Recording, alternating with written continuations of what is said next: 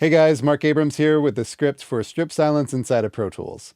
So if you're like me when you get a bunch of files to mix and those files say only have audio in the choruses, but not at the beginning or the end or in the middle, then you like to use strip silence to cut out all of the silence. So when you're zoomed out of your session, you see clips with audio only where it's happening. It's a little bit easier to manage.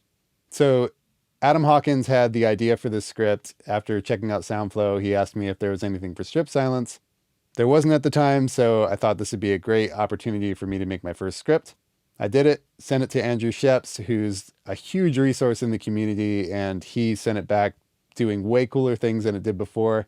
Then he showed me how to make presets and make packages and all of that. So it's way cooler thanks to Andrew. Let's check it out. So the first thing that you'll do inside of the package is click on default preset and then set it up how you'd like. So right now I've got it set up at a threshold of -80, minimum duration, clip start and end pad of 265 milliseconds. I'm telling it to process all of the audio on any selected track and not to create fades. I can click on one of these tracks and I'll hit strip silence on my Stream Deck to fire off the script.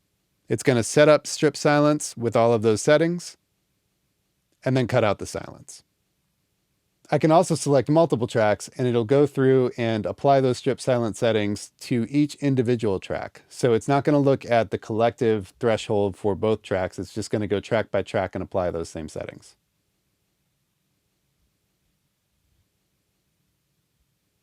And then my favorite thing about the script is that tracks don't have to be adjacent to each other. You can skip a track and it'll go between the selected tracks to actually strip the silence. Let's check that out. I'm going to select tracks 4 and 6, but not 5.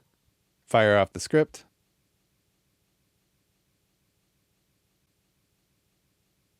It's going to hit track 4, skip track 5, and then hit track 6.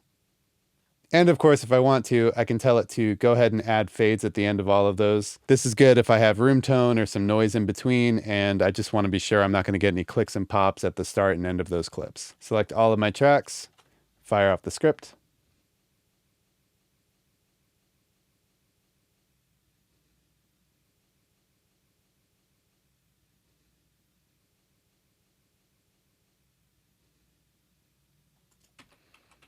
And I've got fades on all of the clips.